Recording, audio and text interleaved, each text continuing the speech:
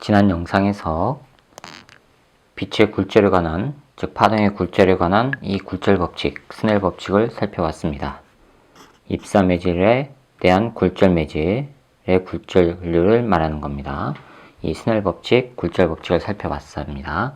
그러면 실제로 이 일상에서 굴절 법칙이 어떻게 적용될 수 있는지, 즉 굴절 현상이 어떤 것들이 있는지 한번 살펴보도록 하겠습니다. 예를 들어서 소리 같은 경우에, 자, 이건 소리 같은 경우에 굴절이 일어나는 경우가 있습니다. 이거는 지구과학 시간에 배웠을 수도 있습니다. 자, 건물이 있어요. 건물이 이렇게 있는데요. 여기에 자동차가 지나가요.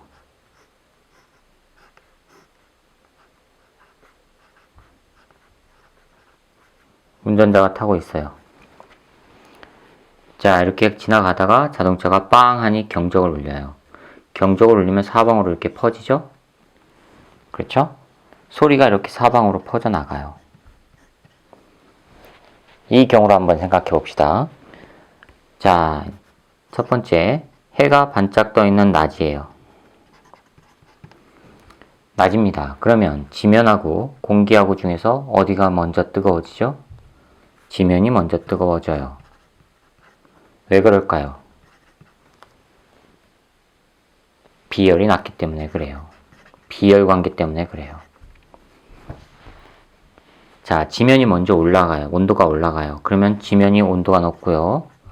온도가 올라가고요. 공기 중이 온도가 낮아요. 됐죠? 지면 온도가 높고요. 공기 중 온도가 낮아요. 그러면 온도가 높은 곳에서 낮은 곳으로 공기의 흐름이 생기죠. 공기의 흐름은 상승한단 말이에요. 그렇죠? 그러면 공기의 흐름이 위쪽으로 가면 경적 소리가 퍼져나가는데 위쪽으로 공기가 흘러가니까 경적 소리가 어떻게 돼요? 똑바로 퍼지지 못하고 위쪽으로 이렇게 올라간다고요. 되셨어요? 상승 기류 때문에요. 그러면 이 건물 입장에서는요, 저층보다 고층이 이 경적 소리에 더 많은 피해를 보겠죠. 그렇죠? 그래서 낮에는 고층이 소음이 커요. 소음이 증가합니다. 되셨어요? 자, 이제 밤이 됐다고 봅시다. 밤이 됐습니다. 마찬가지로 자동차가 지나가면서 경적을 울려요. 경적을 빵 하니 울려요. 그러면 지면하고 공기 중하고 비교를 해봅시다. 지면하고 공기하고 누가 더 빨리 식지요? 지면이 빨리 식어요. 왜요? 비열 때문에. 됐습니까? 지면의 온도가 낮고요. 공기 중의 온도가 높아요. 그러면 마찬가지로 공기의 흐름은 온도가 높은 곳에서 낮은 곳으로 공기의 이동 속도가 온도가 높은 곳이 높으니까 온도가 높은 곳에서 낮은 곳으로 공기의 이동이 생긴단 말이에요. 그러면 아래쪽 방향으로 공기가 흘러가는데 경적을 울리면 사방으로 균일하게 퍼지는 과정에서 아래쪽 방향으로 공기가 흘러가니까 소리가 이렇게 아래쪽 방향으로 휜단 말이에요. 됐습니까? 그러면 밤에는 바로 이 저층이 소음이 증가하는 거예요. 됐습니까? 이게 굴절이에요. 왜 이렇게 일어나느냐? 온도 차이 때문에 그래요. 그럼 온도가 높고 낮음에 따라서 소리의 이동 속도가 다르단 말이에요. 그럼 예를 들어서 이걸 단층으로 표현해 볼게요. 자, 여기가 25도고요. 여기가 35도라고 칩시다. 그러면 이쪽에 공기의 흐름이 빠를 거 아니에요. 그렇죠? 됐습니까? 그럼 가다가 이쪽으로 가다가 여기는 천천히 가니까 꺾일 거란 말이에요. 두 매질의 경계면에 부딪히니까. 되셨어요? 경계면에 부딪히니까 이렇게 가다가 꺾일 거란 말이에요. 이런 식으로. 이거를 단적으로 두 개로 극단적으로 온도를 나눠서 그러는데 온도의 분포가 만약에 연속적으로 분포한다면 연속적으로 분포하게 되니까 이 꺾이는 게 이렇게 각을 이루면서 꺾이는 게 아니라 부드럽게 꺾일 거 아니에요. 그렇죠? 이게 굴절입니다. 온도 차이 때문에 생기는 굴절 현상이에요. 되셨죠? 그 다음에 봄철 아스팔트를 보면요. 봄에서 여름 넘어갈 때, 따뜻해질 때 아스팔트를 보면 아스팔트에서 아지랑이가 일어나면서 바닥에 마치 거울에 비친 것처럼 자동차가 이글거리는 모습이 나타나죠. 또는 나무가 이렇게 있는데요. 아지랑이가 이렇게 피어오르면서요. 날 더워지면 아스팔트 바닥에서 이렇게 피어오면서 마치 이 아스팔트 아래쪽에 나무가 이렇게 반사된 것처럼 보인단 말이에요. 이쪽에서 볼 때. 왜 그럴까요? 여기서 얘가 나무를 볼 때 이래요. 왜요? 이것도 굴절 때문에 그래요. 바닥이 뜨거우니까 우리가 물체를 바라볼 수 있는 건 빛이 물체에 부딪혀서 반사돼서 나온 게 우리 눈에 들어와야지만 보인단 말이에요. 그럼 반사돼서 이렇게 우리 눈에 보일 때 얘가 뜨겁다 보니까 이렇게 휘어져서 보여요. 휘어져서 보이면 우리 눈은요, 마치 이게 휜 게 아니라 바닥에서 나온 것처럼 보인단 말이에요. 이해가 가세요? 그래서 나무가 마치 아스팔트 아래쪽에 이렇게 있는 것처럼 보이는 겁니다. 되셨죠? 자, 그 다음에 이거 말고 또 뭐가 있을까요? 렌즈가 있어요. 렌즈. 굴절 현상을 이용한 가장 대표적인 거 렌즈 있습니다. 안경 쓰신 분들 해당하는 겁니다. 자, 렌즈가 있어요. 렌즈. 그러면 자, 이 렌즈가 도대체 뭘까요? 렌즈. 뭘 렌즈라고 할까요? 렌즈가 뭘까라고 물으면은 안경이요 라고 하시는 분들이 있어요. 네, 안경 맞습니다. 안경 맞아요. 그 렌즈예요. 그런데 렌즈를 안경이라고 하시면 안 되죠. 렌즈의 정의가 뭐냐? 이거는 조금 어렵습니다. 동일한 중심 축상에 두 개의 굴절면을 가지는 물체를 말해요. 말이 어렵죠?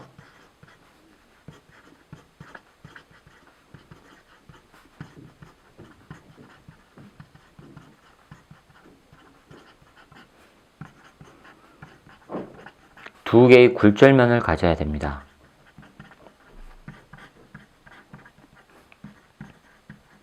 자, 여러분들이 사용하고 있는 많은 사람들이 쓰는 오목렌즈 봅시다. 안경. 가운데가 중심축이에요. 자, 중심축상에 꺾이는 부분이 두 개예요. 두 개. 굴절면이 두 개. 빛이 오다가 한번 꺾이고요. 한번 경계면에서 꺾여야 되죠. 그 다음에 내부로 가서 내부에서 다시 또 밖으로 나갈 때 또 한번 꺾여야 되죠. 그렇죠? 이렇게 꺾여야 된단 말이에요. 빛이 오다가 경계면에서 꺾여야 되는데 그 꺾이는 게 두 군데가 생기는 게 만들어 놓은 물체. 그게 바로 렌즈예요. 이게 오목 렌즈죠. 가운데가 쏙 들어간 거예요. 그럼 이거 반대로 된 게 볼록 렌즈죠. 마찬가지로 이게 중심축입니다. 빛이 오다가 꺾여요. 경계면 하나 부딪혔죠? 꺾여요. 꺾여서 진행하다가 경계면 또 부딪혔죠? 그럼 또 꺾여요. 됐습니까? 자, 이렇게 두 번에 걸쳐서 꺾이게끔 만들어 놓은 물체, 이게 바로 뭐예요? 렌즈예요. 굴절면이 두 개를 갖도록 만들어 놓은 물체. 근데 어느 쪽으로 꺾이느냐? 두꺼운 쪽으로 꺾여요. 두꺼운 쪽으로 꺾이게끔 만들어 놨어요. 이게 렌즈입니다. 이 렌즈는 자, 보세요. 꺾이는 게 두 번이라고 그랬죠? 두 번인데 이걸 마치 한 번으로 그려요. 이렇게 해서 가운데 중심에서부터 두꺼운 쪽으로 꺾여 나가는 것처럼 이렇게 그린단 말이에요. 원래는 두 번 꺾이는 것으로 이렇게 그려줘야 됩니다. 그게 정답이에요.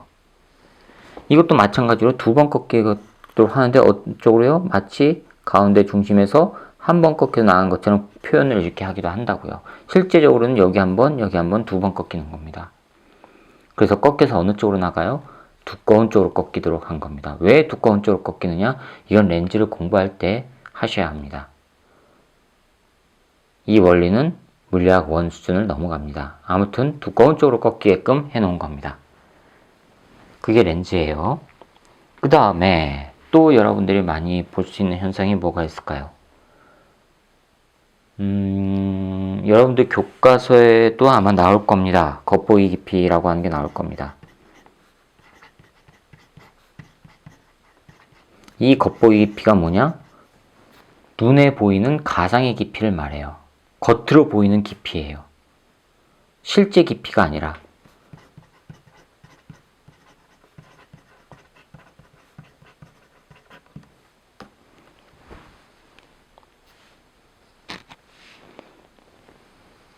자, 이해하세요?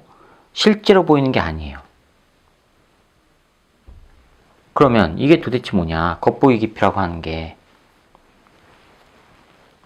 겉보기 깊이라고 하는 게 뭐냐? 아, 그 전에 겉보기 D급 받침인가요? T급 받침인가요? 아, 한글이 너무 어렵습니다. 겉보기 하면은 T급 받침 같은데요. 잠시만요. 한번 찾아볼게요.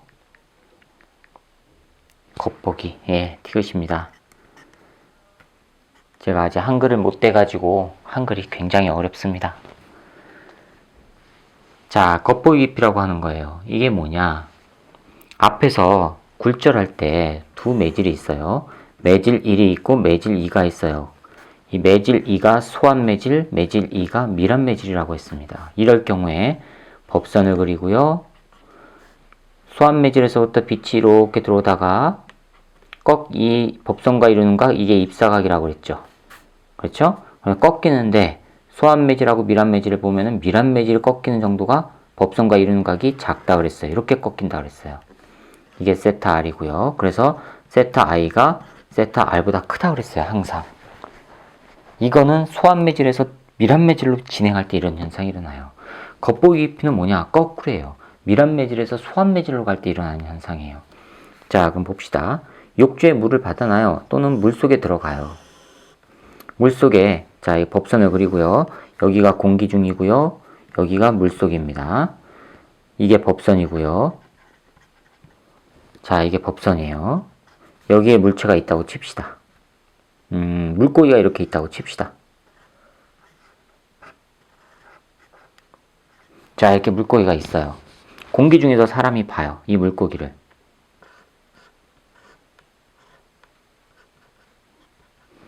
자, 공기 중에서 사람이 이 물고기를 바라봅니다.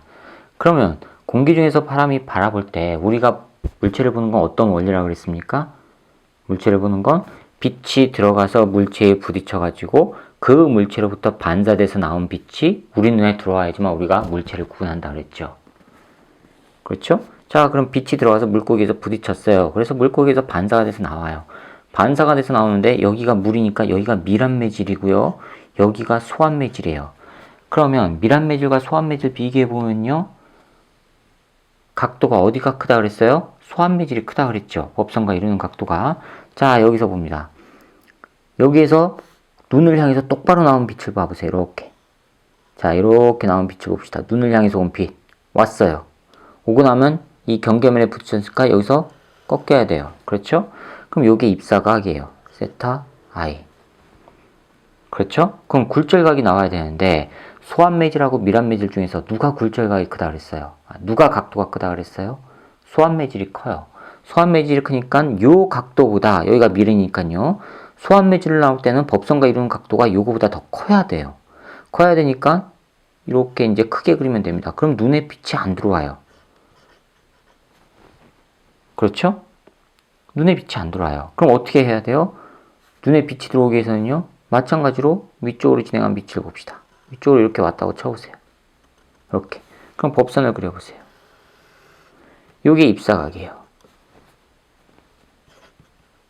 입사각이에요. 그런데 밀환 매질이에요. 따라서 소환 매질에서의 굴절각은 더 커야 되죠. 소환 매질이 더 커야 되죠. 그러니까 이거보다, 이 각도보다 더 크게 그려보세요. 더 크게 그렸어요. 이렇게. 그러면 이게 굴절각인데 이 굴절돼서 나온 빛이 눈에 들어와요. 우리는 이걸 보는 겁니다. 그런데 이거는요. 꺾여서 나온 거죠. 근데 우리 눈은 빛이 꺾이는지 안 꺾이는지 구분을 못해요. 그렇기 때문에 이 빛이 마치 물속 여기에서 나온 것처럼 보인단 말이에요. 그럼 물고기가 어디 있어요? 여기가 아니라 이 위치에 있는 것처럼 보이는 겁니다. 이렇게. 여기 있는 것처럼 보이는 거예요. 그래서 물 밖에서 물속에 있는 물고기를 잡기 위해서 작사를 던질 때 보이는 곳으로 작사를 던지면 물고기가 비웃고 도망가요. 아이 바보 하면서 도망갑니다. 왜요? 보이는 곳을 여기를 향해 던지면 여기 없어요. 실제로는 더 깊은 곳에 있으니까. 그러니까 물고기 입장에서는 에이 바보 하면서 도망가는 겁니다. 학창시절에 이 물리적 원리를 배우지 않으면 물고기 잡을 때 아무리 작사를 던져봐야 못 잡는 겁니다. 이 원리를 알아야죠. 그래서 물고기를 잡을 때 어떻게 해요? 보이는 것보다 아래쪽을 향해서 작사를 던져야 되는 거예요. 그렇죠? 그러면 실제 깊이가 이거예요. 실제 깊이. 실제 깊이. 이게 바로 눈에 보이는 깊이죠? 이거를 겉보기 깊이라고 해요. 자, 이거는 겉보기 깊이는 왜 생겨요? 굴절률이 다른 두 물체에서 발생하는 꺾임 현상 때문에 나오는 거예요. 빛이 어떻게 쏟아요? 밀합 매질에서 소합 매질로 나오는 현상 때문에 이런 게 나타난단 말이에요.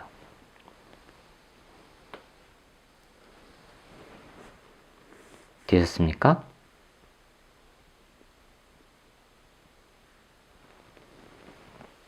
자, 그러면 이 겉보기 깊이에서 실제 깊이를 어떻게 구하느냐? 이거는 문제가 나오게 되면 그때 설명을 해드릴게요. 이것도 물리학 원에서 그 식은 다루지 않기 때문에 제가 굳이 이거를 해드려야 하느냐라는 건 좀 고민이 됩니다.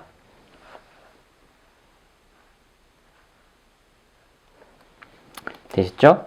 아무튼 이런 것들이 굴절의 예입니다. 이런 것들이. 자, 이 겉보기 깊이를 조금 더 응용하게 되면 전반사라고 하는 개념이 나와요. 전반사. 자, 이 전반사가 뭔지는 다음 영상에서 해드리는데 그 다음 영상에서 실제적으로 이 겉보기 깊이를 구하는 방법을 설명을 드릴지 안 드릴지는 한번 고민을 해보겠습니다. 자, 다음 영상에서 전반사를 다루도록 하겠습니다. 수고하셨습니다.